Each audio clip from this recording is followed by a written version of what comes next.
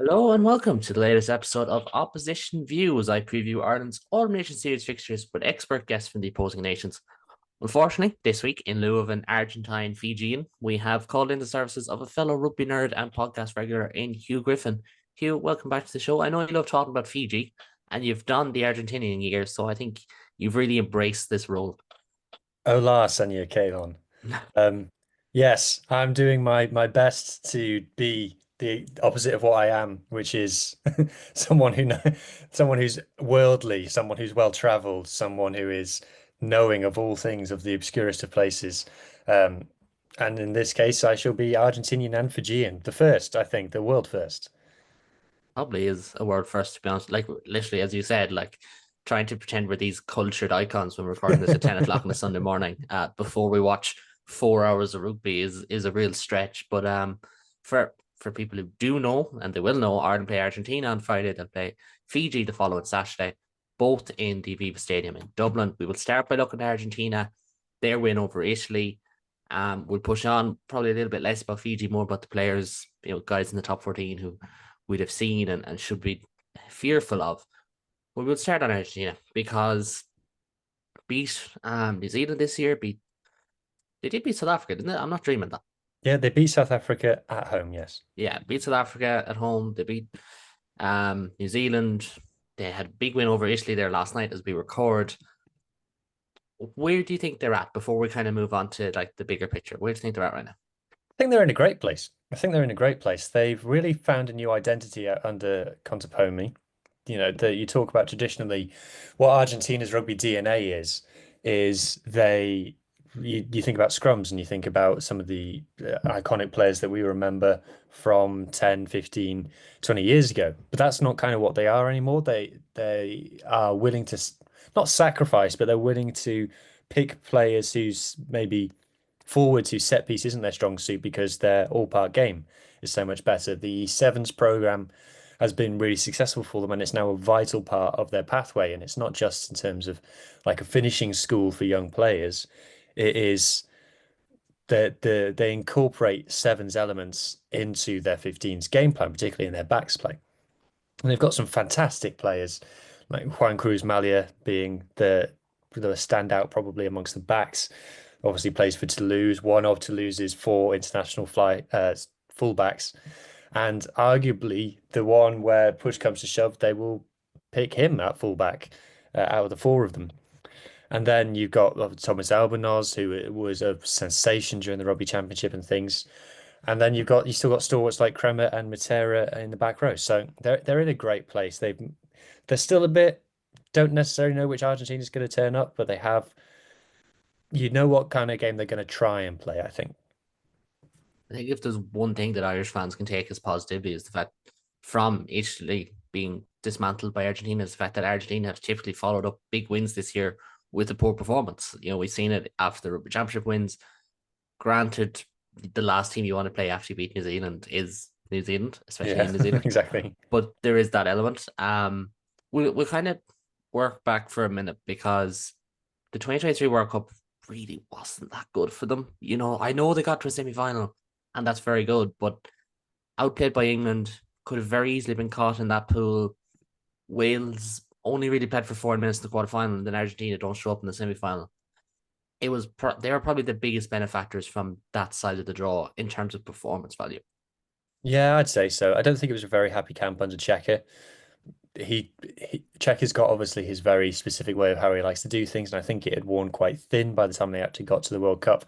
He was giving very odd post-match interviews where he seemed to be having digs at people, but it wasn't clear who he was having digs at.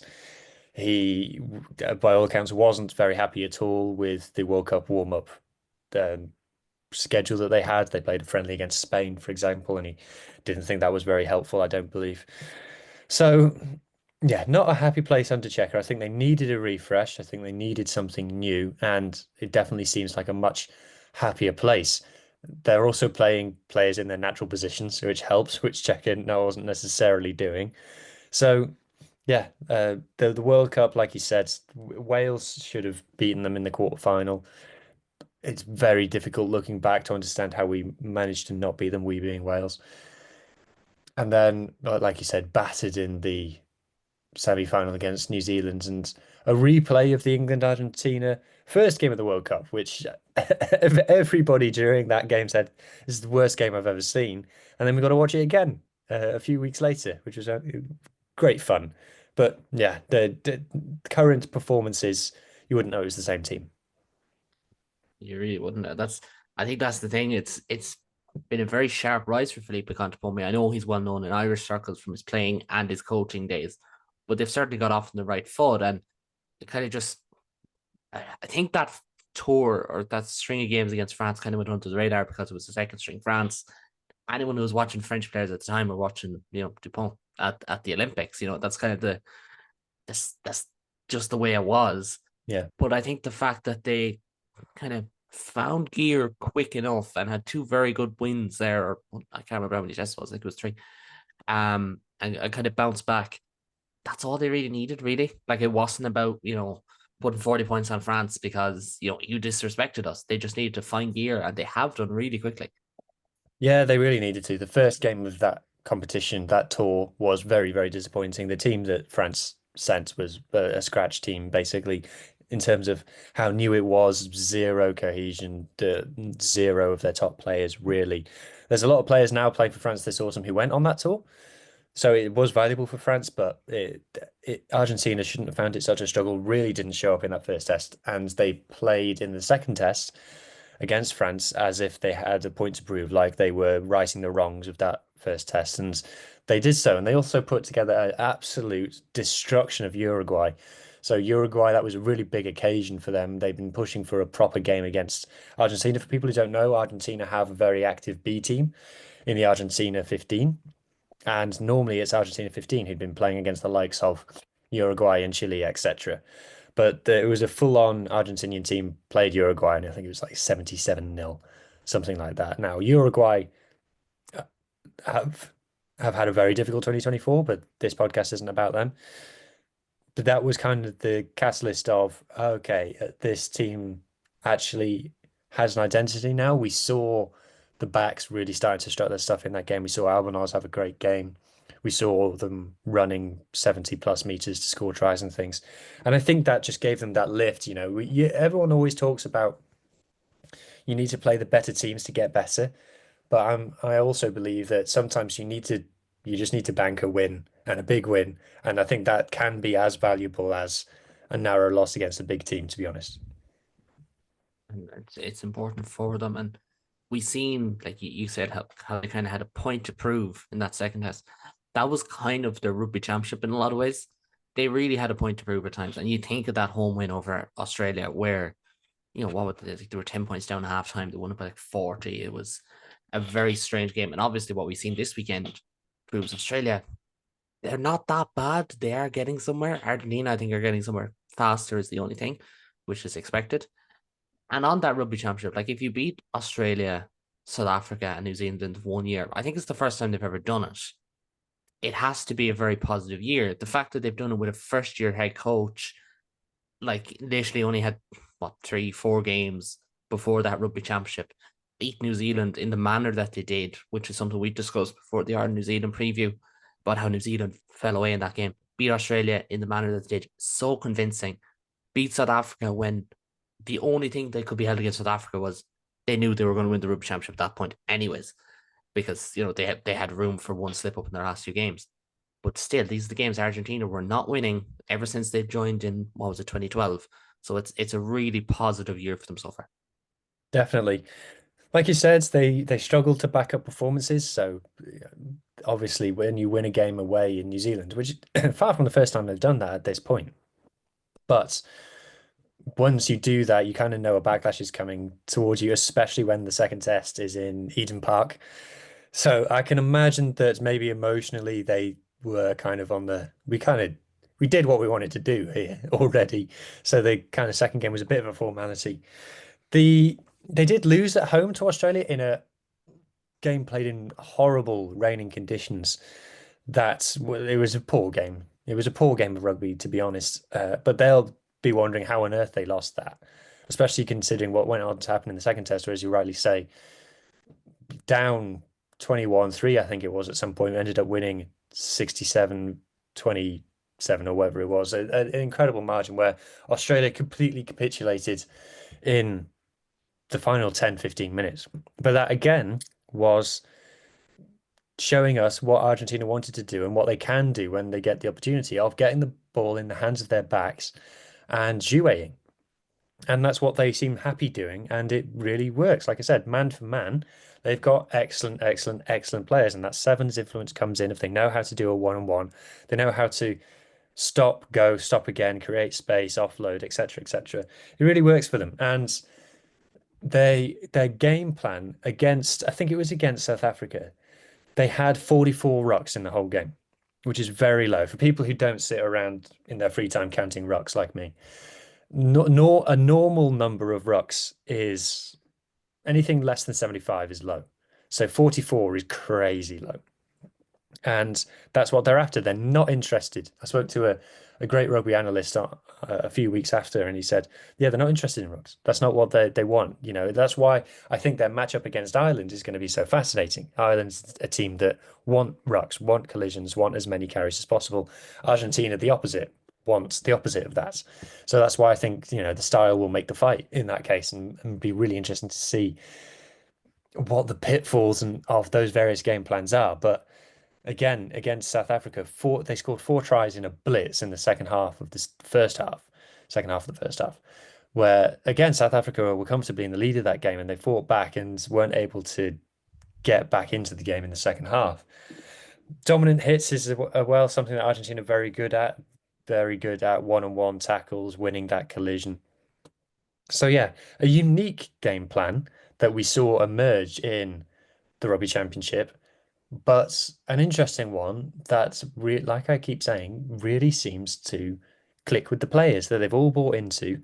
And you now, the I don't want to say that the DNA of Argentina rugby has changed, but they're not pack first anymore.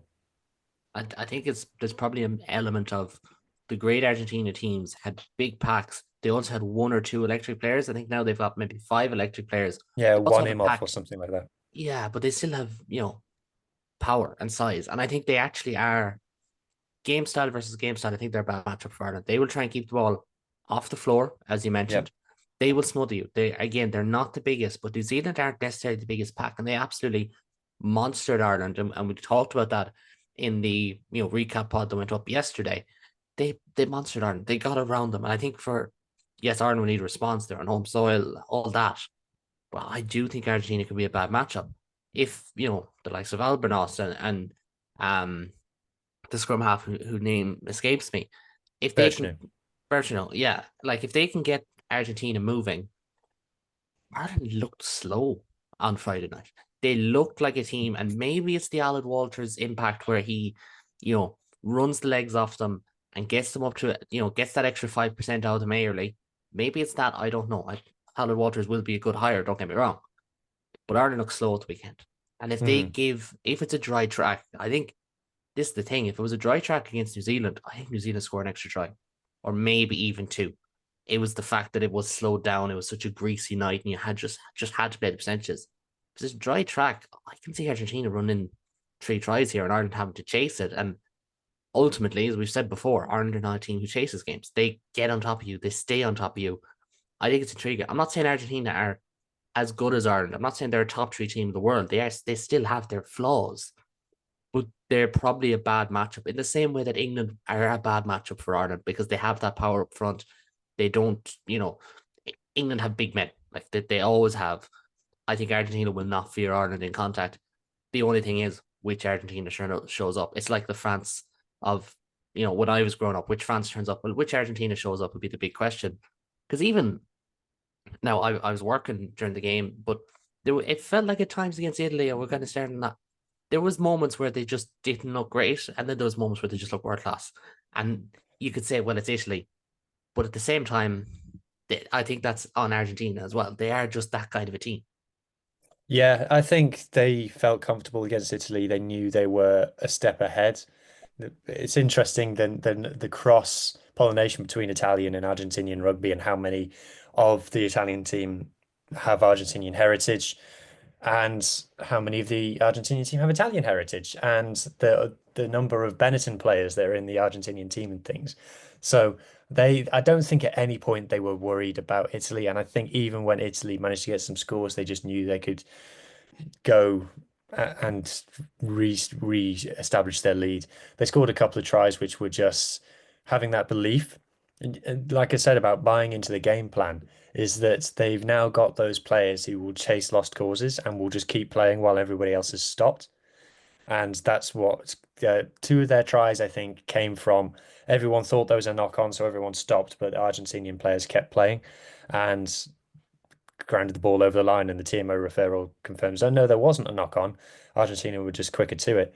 So a few more rucks in the Italy game than Argentina are used to, with 88, which I think is the most they've had, and won a game all season so far. But yeah, the very much more of the same. The number of carries, Juan Cruz Malia again was excellent in this game. The number of carries by backs, Malia was top with 18.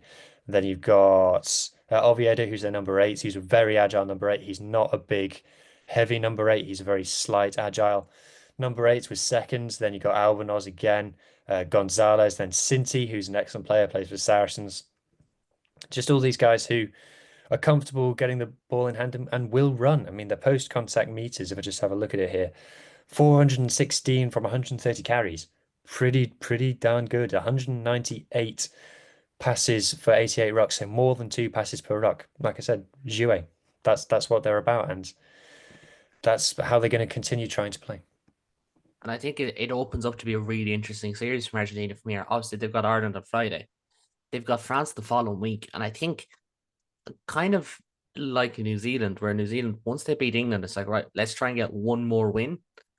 Now that they've beaten Italy, there was no issues there. It's like, well, we're going to try and get one more win. We're going to try and get that result that kind of makes, the Northern Hemisphere take notice. Because I think, you could probably say it at this stage, Northern Hemisphere fans have probably been a little bit too arrogant about Southern Hemisphere teams.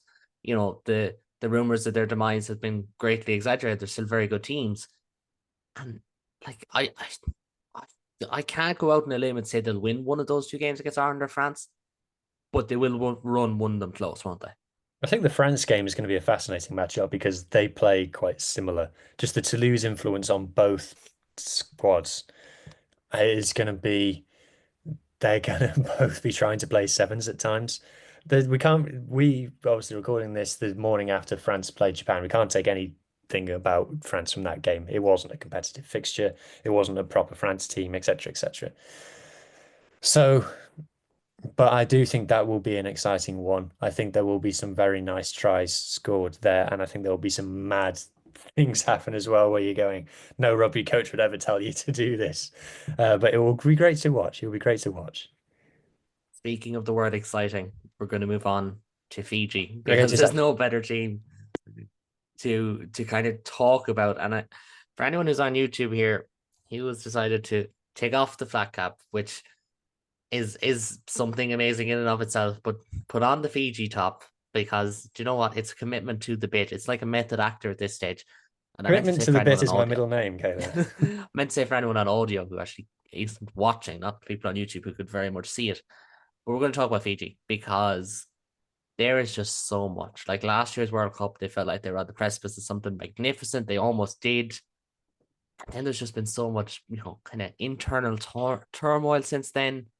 As always, the Pacific Nations Cup goes under the radar. No one really, I'm not going to say no one watches it, but the vast majority of people who would be watching Ireland in that game will not have seen Fiji's games in that. So, Fiji, firstly, as we start with Argentina, where are they? Bulla, Kalon. So Bulla is Fijian for hello for people who don't know. A short story. I thought it was pronounced Bula because I'd never heard anyone say it. So I met a Fijian man and I nearly like he was a huge, obviously all Fijians are huge, and he was like triple huge. He was like 7 foot and 100 stone or whatever. He was massive. And I very nearly went over to him and went, Bula. And fortunately, someone else said Bulla before I could say that. and just didn't look like the biggest idiot ever in front of this massive, but obviously incredibly friendly and nice Fijian man. Um, so where are they? So I've been hyping up Fijian rugby a lot. I talk about it a lot. I've done a lot of videos about it. I've done a lot of analysis on them, and they then go and put in that performance against Scotland, which at time of recording is their most recent game, and get absolutely battered. A nightmarish first 20 minutes, and then fell away badly in the final 20 minutes. The the Pacific Nations Cup that you alluded to, I did watch. With hindsight, I think there are questions to be asked about the quality of that competition in terms of the quality of the teams on show. You had Samoa and Tonga teams who were shadows of the teams that we saw in the World Cup. Like access to players was a massive issue. Yeah, Tongan and Samoa players were playing NPC in New Zealand instead of playing for their national sides in the Pacific Nations Cup. And it was the same for Fiji. To be fair, the English clubs let a lot of their Fijian players go and play for Fiji, but they didn't have any of their French-based players and they didn't have all of their English-based players. So it was basically the Drua. So the team that played Scotland was the Fijian Drua, which is the team that plays in Super Rugby for people who don't follow Super Rugby. It was just a club team. And the team that won the Pacific Nations Cup was also just the Drua plus like one or two English-based players. And they won that very easily. They've now won the Pacific Nations Cup 2 years in a row very easily at a canter, to be honest. So Fiji's undergone a bit of a transformation. We know we talked about the Sevens heritage with Argentina and having Sevens influence their game. Fiji are trying to move away from that currently. They're trying to become much more about set piece scrums, lineouts, restarts. I've spoke to someone who said that they've redone the whole coaching curriculum. So like the union cascades the coaching curriculum to the coaches around Fiji, and it's much more structure based, much more set piece based. And the Fijian Drua had the best scrum in Super Rugby this season. Now, the scrum went badly against Scotland. They very much got on the wrong side of Craig Evans, the referee, but they've got Aroni Maui coming back for the game against Wales today. So hopefully that will help them a bit. And they've got rock stars in that back line. Like the players who can't get into Fiji's team are like amazing. Like would start for most other international teams, tier one, like up to the top teams. Like the team that they've named to face Wales has Sureli Mangala on the bench. He's currently top scorer in the top 14 with 8 tries in 8 games. And he can't get into the Fiji starting team because you're not getting picked over Randrandra, Tuisova, and Naithalevu. You're just not. So, and Wainakolo on the wing as well broke the record for the number of defenders beaten in a single game of rugby with 19 for Toulon a couple of weeks ago.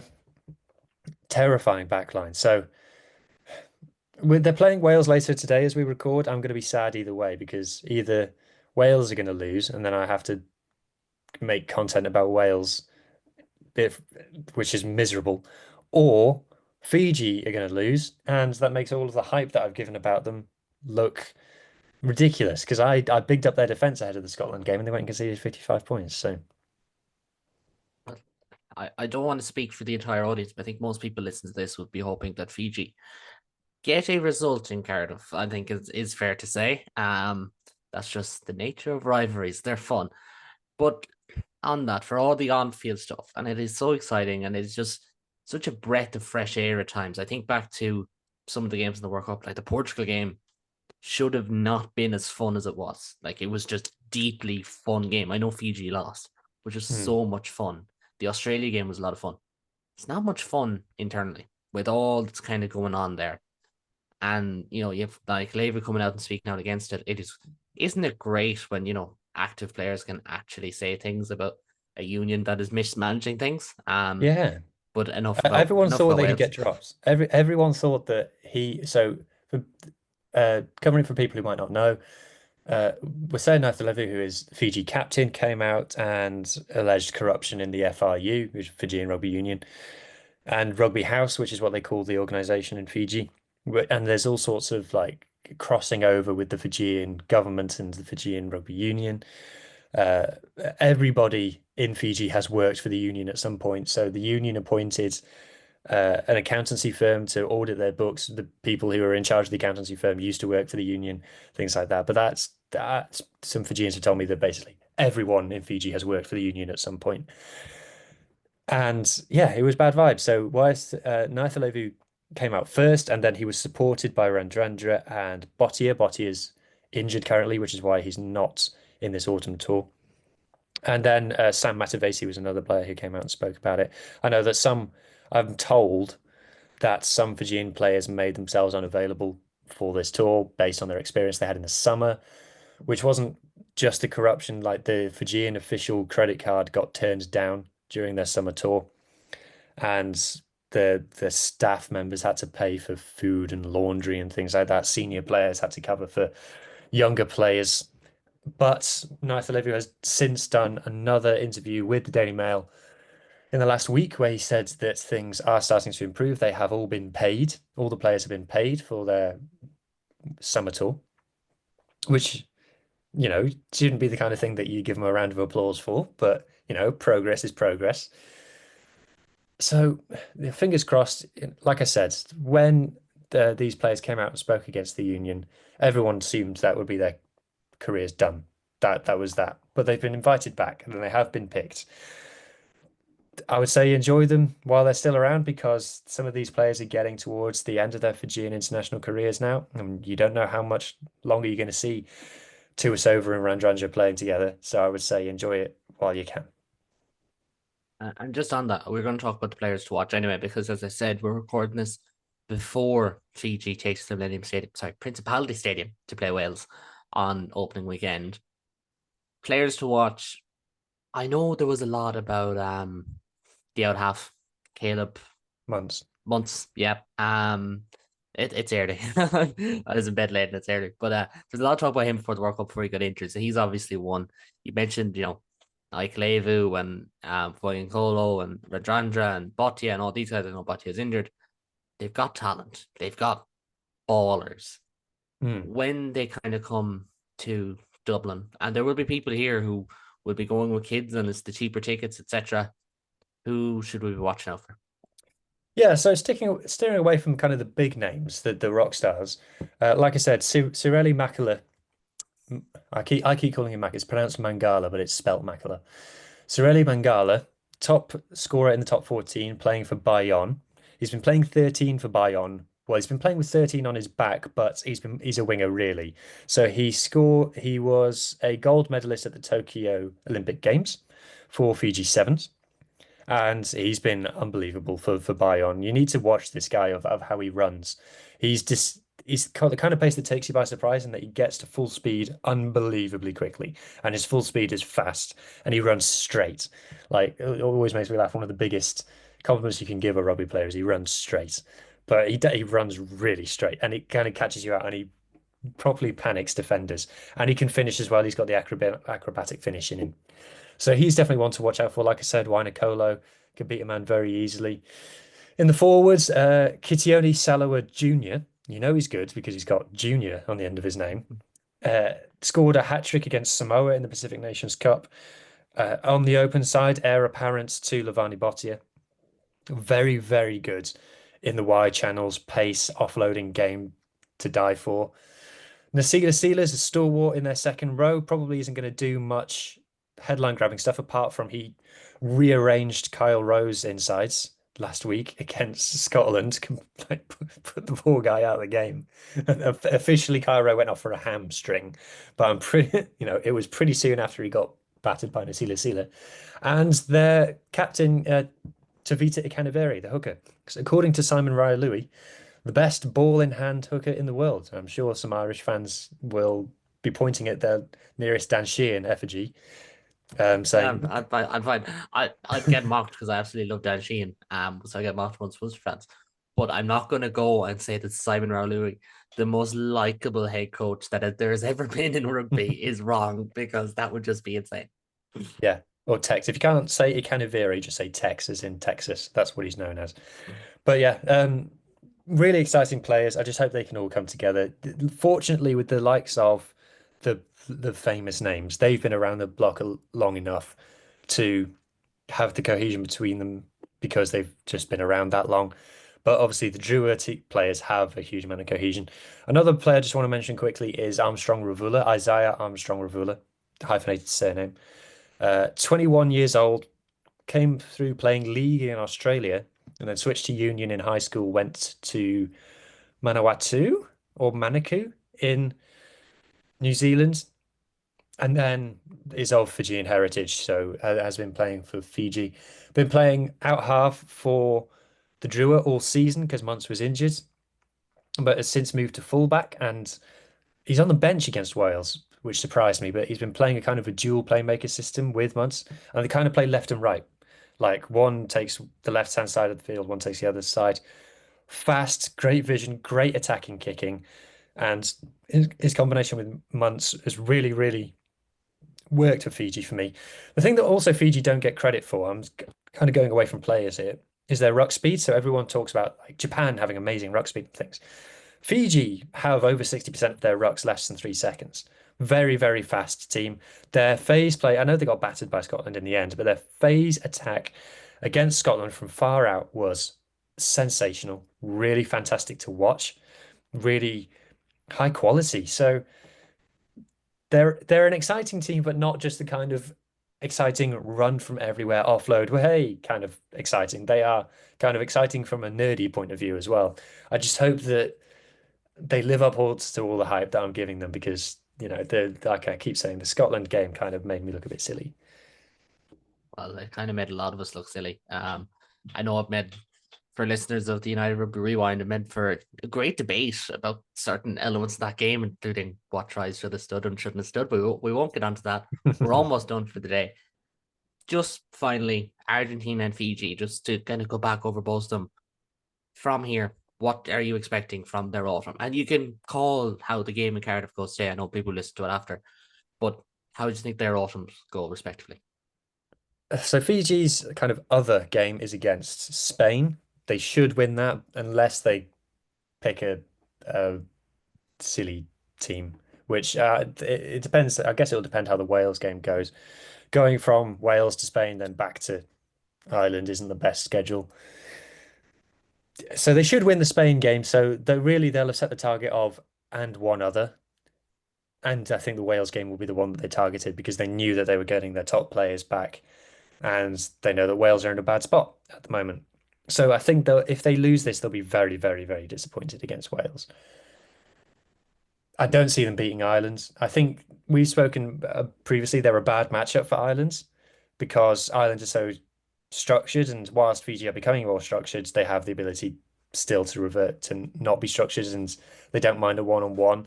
So I can Yeah, I their can see, games, Ireland Fiji games, always end up just being loose, and they're great fun. But I think Ireland gets sucked into that yeah. Fijian style, and like I remember the, I don't know if it was the last game they played or the one before that, where you just had guys running from everywhere. They almost went off script, being like, "Fuck it." And do you know what? It's fun. I would like to see that because I will be there. I'll be in Dublin for that one, so I would love to see it. And I won't say bullet to anyone because I may pronounce it wrong, but I would love to see it. But as you said, I do think they are a bad matchup in a very different way to Argentina. Yes. And look, Argentina, they have France, they have Ireland. Will they get a win? I can see them beating France. France feel off to me at the moment. They had a very off Six Nations. Their their selections are weird.